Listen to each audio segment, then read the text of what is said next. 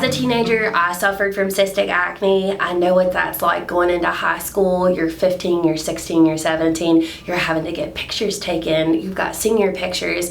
And to wake up not with just one pimple, which is terrible, but also waking up with every day just cystic acne everywhere, or regular acne, inflammatory acne. There are two kind of categories that we put those in, can be very stressful on a teenager. While it's normal because their hormones are going everywhere, they're also, seeing a lot of bullying in school. They're at a very pivotal age where appearance means everything, and if it doesn't look good on the outside, they feel like it doesn't reflect on the inside, but it does affect their self-confidence. It may not affect who they are as a person, but it does affect their self-confidence.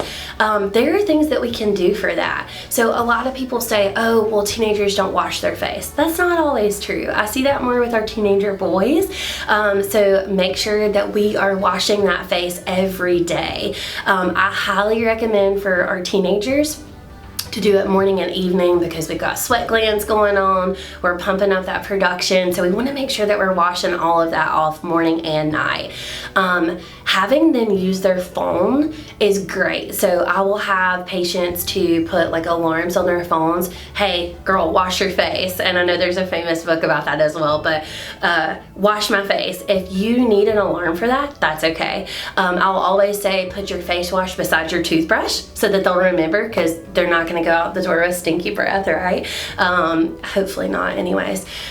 So making sure that that hygiene is in a part of every day. So that's the top tip that I would give.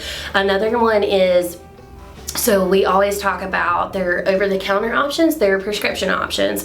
One thing that are prescription that are available over the counter, Panoxyl, it's Panoxyl. Wonderful product. I used to use that as a teenager. It has BPO, which stands for benzoyl peroxide.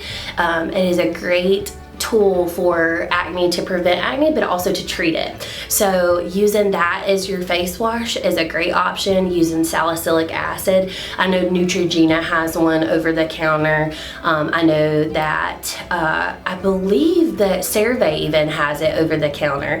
So salicylic acid, benzoyl peroxide are all great over the counter options.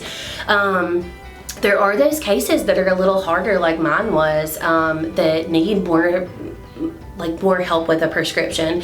There are tons of options. Clindamycin, which is an antibiotic ointment, that's a great option for us. We can also do a more intensive, which is Accutane. We can also do that in the office.